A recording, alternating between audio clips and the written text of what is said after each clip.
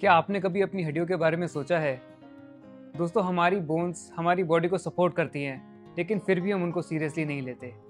आज मैं आपको एक ऐसी साइलेंट किलर डिजीज़ के बारे में बताऊंगा जो चुपके से आती है और आहिस्ता आहिस्ता हमारी बोन्स को वीक कर देती है। जी हाँ, आज हम बात करेंगे ऑस्टियोपोरोसिस के बारे में।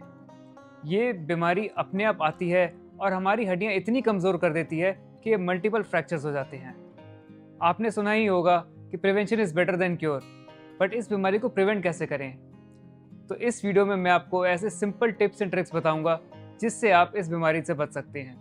हेलो एवरीवन, मैं डॉक्टर अभिषेक जैन और इस वीडियो में हम बात करेंगे ऑस्टियोपोरोसिस के बारे में। ये बीमारी क्या है, कैसे होती है, इसके लक्षण क्या हैं और इससे कैसे बचा जाए।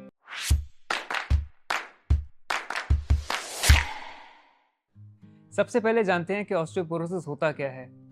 ऑस्टियोपोरोसिस एक ऐसी बीमारी है जिसमें हमारी हड्डियां कमज़ोर हो जाती हैं, फ्रेजाइल हो जाती हैं। उनकी स्ट्रेंथ काफ़ी कम हो जाती है जिससे वो आसानी से टूट जाती हैं।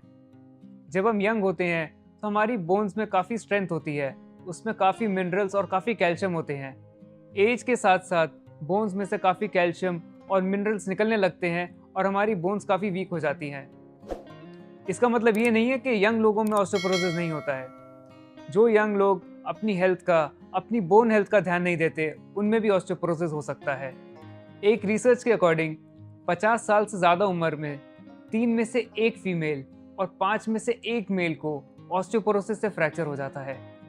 आप खुद ही सोचिए, ये बीमारी इतनी कॉमन है, फिर भी हम इसको सीरियसली नहीं लेते हैं। तो चलिए समझते हैं ऑस्टियोपोरोसिस होता क्यों है। दोस्तों, जैसे हमारी बॉडी की सारी ऑर्गन्स होती हैं, वैसे ही हमारी बोन्स भी एक लिविंग टिश्यू है। काफ़ी लोगों को लगता है कि बस हड्डियां बन गई तो वैसे ही रहती हैं, बट ऐसा बिल्कुल भी नहीं है। हमारी एज के साथ साथ हमारी बॉडी बोन्स के सेल्स और टिश्यू रिप्लेस करती रहती है। ये प्रोसेस बहुत स्लो होता है मगर बहुत इंपॉर्टेंट होता है। बोन का कुछ पार्ट बॉडी आहिस्ता आहिस्ता हटा देती है और उसकी जगह नई बोन डिपॉजिट करती रहती है। यंग लोगों में ये प्रोसेस बहुत फास्ट होता है। जितना बोन लॉस होता है उतनी ही बोन बन जाती है, तो बोन की स्ट्रेंथ मेंटेन रहती है। जैसे ही हमारी एज बढ़ती है, बोन का लॉस होना बढ़ता रहता है और बोन जो नई बनती है वो कम होती रहती है। इस इम्बैलेंस की वजह से हमारी बोन की स्ट्रेंथ, उसका मिनरल लेवल और कैल्शियम लेवल काफ़ी कम हो जाता है। हमारी बोन्स बहुत वीक हो जाती हैं, जिसको हम ऑस्टियोपोरोसिस कहते हैं। ऑस्टियोपोरोसिस होने के बहुत सारे फैक्टर्स हैं। सबसे पहला है एज।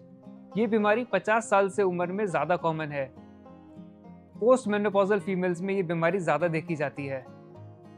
अगर कुछ लोगों की फैमिली में ही ऑस्टियोपोरोसिस चल रही है, उनके पेरेंट्स या ग्रैंड पेरेंट्स को थी, तो उनको भी ऑस्टियोपोरोसिस होने का रिस्क है। जो लोग ज़्यादा स्मोक करते हैं या टोबैको कंज्यूम करते हैं, उनमें भी ये बीमारी ज़्यादा देखी गई है। काफ़ी ऐसी हेल्थ कंडीशंस भी हैं जो अगर लोगों को होती हैं तो इसका रिस्क फैक्टर बढ़ जाता है, जैसे ऑटो इम्यून डिसऑर्डर्स जैसे रूमेटॉइड आर्थराइटिस, एंडोक्राइन डिसऑर्डर्स जिसमें डायबिटीज़ और थायराइड की बीमारियां आती हैं, डाइजेस्टिव प्रॉब्लम्स जैसे celiac disease, inflammatory bowel disease, कुछ ब्लड के डिसऑर्डर्स जैसे मल्टीपल माइलोमा। काफ़ी मेडिकेशंस भी ऐसी होती हैं जो अगर लोग ले रहे होते हैं तो उनका ऑस्टियोपोरोसिस का रिस्क बढ़ जाता है।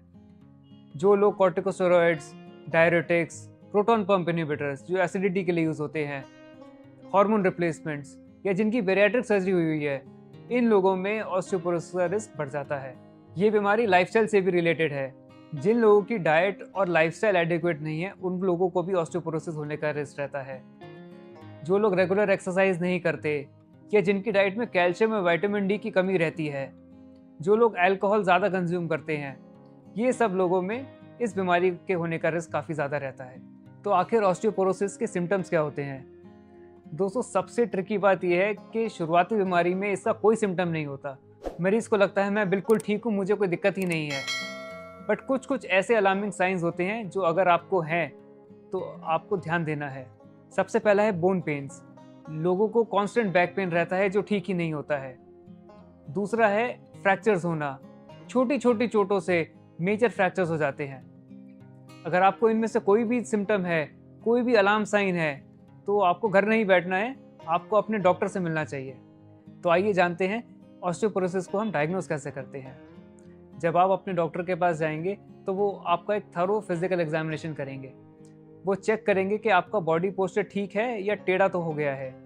साथ ही में चेक करेंगे कि आपकी बॉडी बैलेंस कैसे बना रही है, आप चल कैसे रहे हैं, ठीक ठाक चल रहे हैं या लंगड़ा के चल रहे हैं। साथ ही में वो आपकी मसल टेस्टिंग करेंगे कि आपकी मसल्स में ताकत कितनी है, आपके जॉइंट्स कितने फ्लेक्सिबल हैं और उनकी मूवमेंट्स कितनी है। इसके बाद हो सकता है वो आपको एक बोन डेंसिटी टेस्ट एडवाइस करें।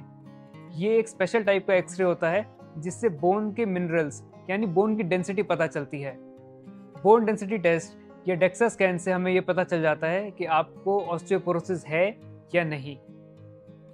काफ़ी बार आपके डॉक्टर कुछ ऐसे ब्लड टेस्ट भी कराते हैं जिससे हम ऑस्टियोपोरोसिस डायरेक्टली डायग्नोज नहीं करते, बट हमें इनडायरेक्ट एविडेंस मिल जाता है कि बीमारी है। उन टेस्ट से हम बीमारी के रिस्क फैक्टर्स आइडेंटिफाई करते हैं और उनको ठीक करते हैं। ये टेस्ट हो सकते हैं सीरम कैल्शियम, विटामिन डी के लेवल, पैराथायरॉयड हार्मोन के लेवल। ये एक ऐसा हार्मोन है जो ब्लड में कैल्शियम मेंटेन करके रखता है। इन टेस्ट के साथ साथ हम थायराइड लेवल्स और बोन टर्नओवर मार्कर्स भी चेक करते हैं। अब अगर आपको ऑस्टियोपोरोसिस हो गया है तो इसको ठीक कैसे करें? इसके ट्रीटमेंट में आपके डॉक्टर 2 चीज़ों पे फोकस करते हैं। पहला, जो आपकी बोन लॉस हो रही है वो ना हो, और दूसरा, जो बोन नहीं बन रही वो ज़्यादा बनने लग जाए। हमारा मेन गोल होता है फ्रैक्चर्स प्रिवेंट करना। इसकी ट्रीटमेंट का सबसे पहला पार्ट है एक्सरसाइजेस। ये weight bearing exercise, stress bearing exercise, flexibility exercise include होती हैं। इसमें bones, joints, ligaments, tendons move होते हैं जिससे आहिस्ता आहिस्ता बोन स्ट्रांग हो जाती है। ये याद रखें कि आप अपनी तरफ से कोई एक्सरसाइजेस ना करें क्योंकि वो आपको नुकसान भी कर सकती है। दूसरा है सप्लीमेंट्स। आपके डॉक्टर आपको कैल्शियम और विटामिन डी सप्लीमेंट्स प्रिस्क्राइब करेंगे। कैल्शियम और विटामिन डी वो रॉ मटेरियल्स हैं जिससे आपकी बॉडी नई बोन बनाती है। इस बीमारी का लास्ट ट्रीटमेंट ऑप्शन है मेडिकेशंस। इसमें हार्मोन रिप्लेसमेंट थेरेपी, बिस्फॉस्फोनेट्स वाली दवाइयाँ और या स्पेशल इंजेक्शंस आते हैं जैसे पीटीएच एनालॉग जिसको हम टेरिपेराटाइड कहते हैं, और डेनिसुमैब इंजेक्शंस जिससे हम ऑस्टियोपोरोसिस ठीक कर सकते हैं। तो दोस्तों, ऑस्टियोपोरोसिस एक ऐसी बीमारी है जो हमारी हड्डियाँ बहुत कमज़ोर कर देती है, बट एक अच्छी डाइट लेने से, रेगुलर एक्सरसाइज करने से और रेगुलर चेकअप कराने से आप इस बीमारी से बच सकते हैं। आशा करता हूँ ये वीडियो आपको पसंद आई होगी, और ऐसी और वीडियोस के लिए आप हमारे चैनल से जुड़े रहें।